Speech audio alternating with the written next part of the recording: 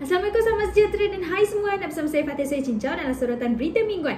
Apa khabar anda semua? Baiklah, sebelum saya kupaskan berita pada minggu ini, saya nak jawab satu komen dari video SBM pada minggu lalu. Saya pilih komen dari Emir Farhan Anwar. Dia tulis, tak layan aku lagi pernah buat aduan. Itu pun dia cakap nanti kami sampaikan. Itu pun sampai sekarang tiada tindakan. Hai awak dah buat aduan pada SKMM dan juga telco awak ya. Kalau macam tu, saya cadangkan awak tukar sahaja telco yang lain. Dalam banyak-banyak telco, mesti ada salah satu telco yang boleh bagi rangkaian internet baik pada awak. Baiklah, antara isu yang akan diketengahkan dalam video kali ini, Reno 6 boleh di-charge penuh dalam 28 minit sahaja. PDRM belanja 3 juta untuk sebuah drone. Kenapa individu masih sambung ke rangkaian 3G meskipun ada 4G, dan banyak lagi isu lain yang akan dikupaskan. Huawei telah pun lancarkan telefon flagship siri P50 iaitu Huawei P50 Pro dan Huawei P50. Peranti ini tidak sokong rangkaian 5G, tetapi di bahagian lain ianya semua dilengkapi komponen-komponen premium. Atas papan utama Huawei P50 Pro ada Snapdragon 888 4G ataupun kirim 9000 4G bersama-sama RAM sehingga 12GB dan storan sehingga 512GB. Huawei mengenakan panel OLED 120Hz pada telefon ini. Ia mempunyai resolusi FHD+ pada permukaan berpenjuru 6.6 inci. Konfigurasi kamera kali ini digelar sebagai kamera dual matrix. Untuk kamera utama, ia diberikan sensor 50MP. Kemudian kamera telefoto menerima sensor 64MP yang katanya boleh zoom digital sehingga 100 kali. Kamera ultralebar pula ada sensor 13MP dan sensor terakhir adalah monokrom 40MP. Kamera hadapan pula 13MP.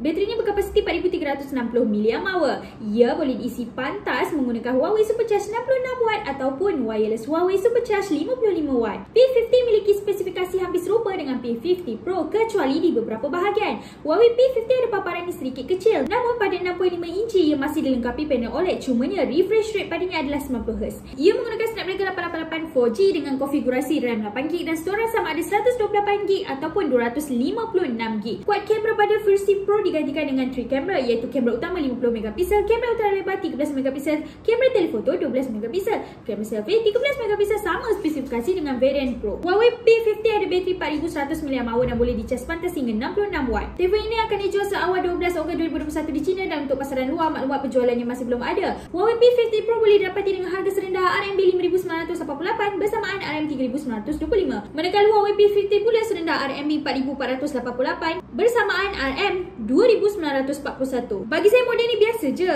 Bateri pun kecil. Harga macam siri P50 ni boleh dapat model lain tetapi ada 5G. Betul tak? Oppo Malaysia akan melancarkan siri Oppo Reno 6 di Malaysia pada hari Rabu 5 Ogos 2021 pukul 6.30 petang. Anda boleh saksikan majlis pelancaran ini secara langsung menerusi Facebook Oppo Malaysia dan YouTube Oppo Malaysia. Mereka menyediakan 15 unit Oppo Reno 6Z untuk diberikan hadiah percuma. Dari gambaran dan petunjuk yang diberikan di Facebook Oppo Malaysia, terdapat dua model yang akan dilancarkan kelak iaitu Oppo Reno 6Z dan Oppo Reno 6. Oppo juga telah banyak bercerita tentang fungsi unik kamera di siri Reno 6 ini iaitu bokeh flare portrait. Oppo telah sediakan 10 unit Oppo Enco S sebagai hadiah menerusi pertandingan teka fungsi kamera Oppo Reno 6Z di Facebook Oppo Malaysia. Hanya jawab soalan yang diberikan bersama slogan menarik untuk menang. Pertandingan ini tamat pada pukul 11.59 malam pada 2 Ogos 2021. Secara ringkas, Reno 6Z dikuasakan chip MediaTek Dimensity 800U 5G, RAM 8GB dan storan dalaman 128GB. Skrinnya dari jenis AMOLED 6.4 inci, 60Hz HD penuh, bateri 4300mAh dan pengecasan 30W. Kamera belakang pula gandingan kamera utama 64MP, kamera ultralebar 8MP dan kamera makro 2MP, manakala kamera hadapan 32MP. Untuk Oppo Reno 6 pula spesifikasinya masih belum jelas kerana belum dimaklumkan secara rasmi oleh Oppo Malaysia. Tetapi menurut gambar dan video pendek yang dikongsi di Facebook, ia menunjukkan rupa yang mirip dengan Reno 6 5G di India, bukannya Reno 6 di Indonesia. Jika dalamannya dan perkakas lain serupa, maka Reno 6 di Malaysia akan dikuasakan chip MediaTek Dimensity 906nm, bateri berkapasiti 4300mAh dengan pengecasan pantas Super VOOC 2.0 65W. Dikatakan mengecas penuh dalam masa 28 minit sahaja. Terdapat 3 kamera di belakangnya iaitu kamera utama 64MP, kamera ultra lebar 8MP dan kamera makro 2MP, manakala kamera hadapan 32MP. Anda jangkakan adakah Reno 6 di Malaysia ini akan sama seperti di India atau ada kelainan lain yang akan dibawa? Poco telah melancarkan satu lagi telefon pintar mereka diberi nama Poco X3 GT. Poco mengesahkan bahawa telefon ini akan dijual di Malaysia. Ia boleh dibeli secara eksklusif di Lazada pada harga serendah RM1,299. Khas untuk pembeli awal, Poco memberi diskaun untuk tempahan awal Poco X3 GT pada 3 dan 4 Ogos 2021 di Lazada sahaja. Diskaun hingga RM200 diberikan menjadikan peranti ini boleh dimiliki dengan harga serendah RM1,199. Malah khas pada 3 Ogos, pembeli Poco X3 GT SSD 256GB akan turut menerima hadiah percuma bernilai RM169. Tidak pula dinyatakan apakah jenis hadiah tersebut, tetapi ia pasti berkaitan dengan aksesoris Xiaomi. Secara ringkas, Poco S3 GT bukanlah telefon pintar yang serba baru. Ia adalah telefon pintar Xiaomi yang dijenamkan semula, iaitu Redmi Note 10 Pro 5G yang telah dilancarkan di China. Telefon ini dikuasakan chip flagship baru MediaTek Dimensity 1100 nm dari proses 6nm. Chip ini juga membolehkan dual SIM 5G dan Wi-Fi 6 dilengkapi di Poco S3 GT. Ia memiliki skrin seluas 6.6 inci HD penuh dengan penyegaran dinamik 120Hz dan kadar sentuhan 240Hz. Poco S3 GT juga dipasang kaca Corning Gorilla Glass Victus. Satu perkara serba baharu untuk jenama Poco di S3 GT adalah kuasa pengecas. Ia ada bateri 5000 mAh dan menyokong pengecasan pantas 67W. Pertama ada di telefon pintar Poco. Malah Poco memberi kepala pengecas 67W di dalam kotak bersama kabel USB-A ke USB-C. Dikatakan boleh mengecas dari 0 hingga 100% dalam 42 minit sahaja. Bagi kamera yang menggunakan gabungan kamera utama 64MP, kamera ultra lebar 8MP dan kamera makro 2MP. Di hadapan kamera 16MP. Hebat ke tidak model Poco S3 GT ni? Bateri boleh charge laju, sokong 5G, harga pun berpatutan. Tapi jika ada sokongan RAM maya macam Redmi Note 10 Pro 5G mesti lebih hebat. Dalam satu sidang media polis Diraja Malaysia PDRM, Timbalan Ketua Polis Datuk Seri Mazlan Nazim berkongsikan yang pihak mereka ada beroleh 16 buah drone berkuasa tinggi. Persoalannya adalah ia ada menyebut angka 48 juta atau kira-kira 3 juta setiap satu untuk memperolehinya. Tapi polis di New York membeli 14 buah drone yang juga untuk tujuan pemantauan pada nilai yang kira-kira 2 juta sahaja. Ataupun Datuk Seri Mazlan maksudkan yang 48 juta adalah peruntukan keseluruhan untuk mendapatkan drone bersama-sama 175 kenderaan pacuan 4 roda. Kerana beberapa laporan berita menunjukkan peruntukan 48 juta itu adalah daripada Pelan Malaysia ke-12 yang disediakan untuk polis membeli drone dan juga ratusan kenderaan pacuan 4 roda. Pihak mereka tidak menyatakan model drone yang akan dibeli. Spekulasi menyatakan yang ia adalah DJI Matrix 300 RTK yang berharga USD 13,200 berdasarkan kelengkapan semasa yang mereka ada masa ini. Selain Matrix 300 RTK, kamera Zenmuse yang berharga USD 11,300 juga dijangka akan menjadi aksesori untuk diangkutnya. Dalam sidang media yang sama, Datuk Seri Mazlan memberitahu drone yang bakal mereka terima adalah daripada jenis yang mampu terbang sehingga 4 jam. Menurut laman rasmi, spesifikasi Matrix 300 RTK mampu terbang paling lama pun 55 minit sahaja, jauh lebih singkat berbanding 300 minit yang dikatakan. Berdasarkan cahaya ringkas kami, tiada drone berkuasa bateri yang mampu terbang sehingga 1 jam. Kalau ada pun, ia adalah jenis hybrid yang masih perlukan bahan api fosil untuk terbang dan biasanya hanya dijual kepada pelanggan tentera. Habis tu, anda rasa drone jenis apa yang bakal digunakan oleh pihak PDRM? Hebat kan? Boleh terbang sehingga 4 jam. Kementerian Pendidikan bekerjasama dengan Google Malaysia melatih sehingga 5,000 orang guru sekolah kebangsaan melalui program The Google Certified Educator agar mereka mempunyai persijilan Google,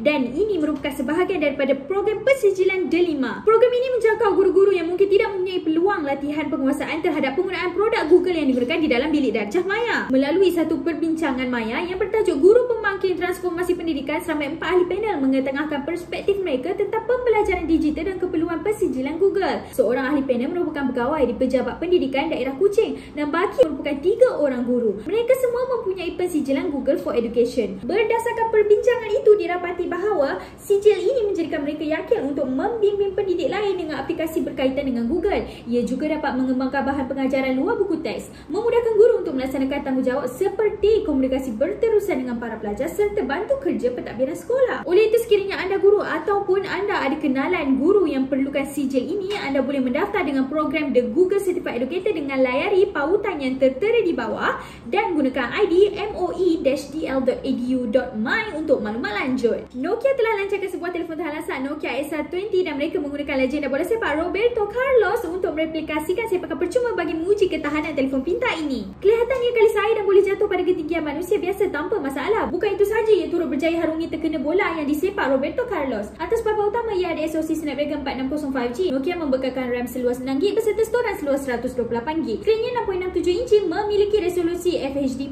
Telefon ini ada sepasang kamera belakang dengan kamera utama bersensorkan 48MP, manakala kamera sekunder 13MP. Selfie pula diambil dengan kamera 8MP.